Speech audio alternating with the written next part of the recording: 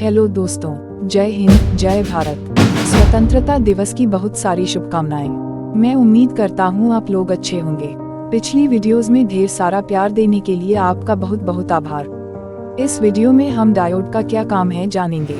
Diode का क्या काम है? What is the function of diode?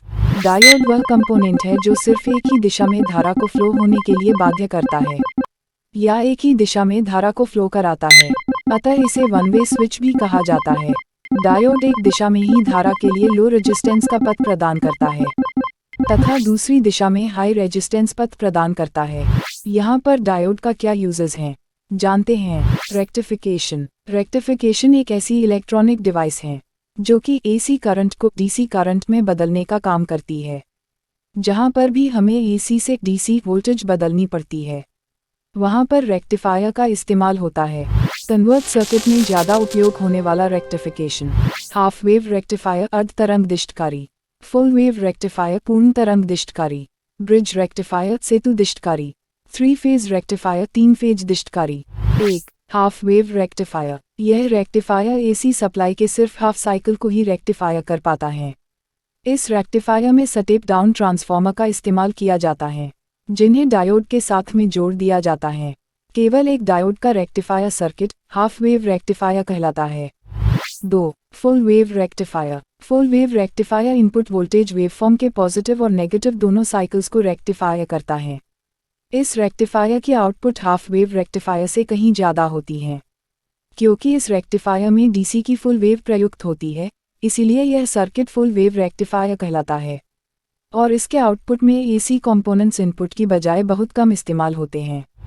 3 bridge rectifier. Bridge rectifier एक प्रकार की फुल वेव रेक्टिफायर ही होती है। इसे ब्रिज रेक्टिफायर इसलिए कहा जाता है क्योंकि इसमें कुल 4 डायोड का उपयोग कर एसी को डीसी में बदला जाता है और इस 4 डायोड को ऐसे कनेक्शन किया जाता है जिससे 4 डायोड एक ब्रिज के रूप में दिखाई देती है। 3 फेज रेक्टिफायर। 3 फेज रेक्टिफायर को हिंदी में त्रिकला दिष्टकारी कहा जाता है। जब 3 फेज की एक्स सप्लाई को डीसी में बदलना हो तो 3 फेज रेक्टिफायर की जरूरत होती है। 3 फेज रेक्टिफायर में 6 पिन संधि डायोड का उपयोग किया जाता है जिसके द्वारा एक 3 फेज रेक्टिफायर बनाया जाता है। इस रेक्टिफायर की बनावट देखने में एक सिंगल फेज रेक्टिफायर के समान होती है। क्लिपर एक सर्किट है। डायोड का इस्तेमाल किसी पल्स के कुछ पोर्शन को क्लिप ऑफ करने के लिए भी इस्तेमाल किया जा सकता है। बिना कोई डिस्टॉर्शन पैदा किए वेवफॉर्म के बाकी हिस्सों में इसे क्लिपर कहते हैं। क्लैंपर एक क्लैंपिंग सर्किट रिस्ट्रिक्ट करता है वोल्टेज लेवल्स को एक लिमिट को एक्सीड करने के लिए जिसके लिए उन्हें डीसी लेवल को शिफ्ट करना होता है। इस क्लैंपिंग में पीक टू पीक को कोई भी इफेक्ट नहीं होता है। इन क्लैंपिंग सर्क्यूट्स में उन डायोड्स का इस्तेमाल किया जाता है जिसमें कि रेजिस्टर्स और कैपेसिटर्स हों। कभी कभी इंडिपेंडेंट डीसी सोर्सेस का इस्तेमाल किया जाता है कोई एडिशनल शिफ्ट प्रदान करने के लिए। डायोड का उपयोग। इसका उपयोग अल्टरनेट करंट को डायरेक्ट करंट में बदलने के लिए किया जाता है। तापमान मापने में इसका यूज़ किया जाता है। रेडियो डिमोड्यूलेशन में भी डायोड का यूज़ किया जाता है। सर्किट में करंट को मोड़ने के लिए इसका इस्तेमाल होता है। ओवर वोल्टेज प्रोटेक्शन के लिए डायोड का यूज़ किया जाता है। वोल्टेज रेगुलेटर और सिग्नल मिक्सिंग में इसका यूज़ किया जाता है। डायोड को चेक कैसे करते हैं?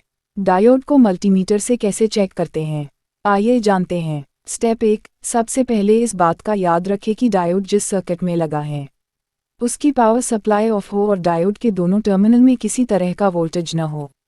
अगर सर्किट में वोल्टेज किसी चार्ज्ड कैपेसिटर के कारण हो रहा है तो पहले कैपेसिटर को डिस्चार्ज कर लें। स्टेप 2 अब मल्टीमीटर को डायोड मोड में सेलेक्ट कर लें।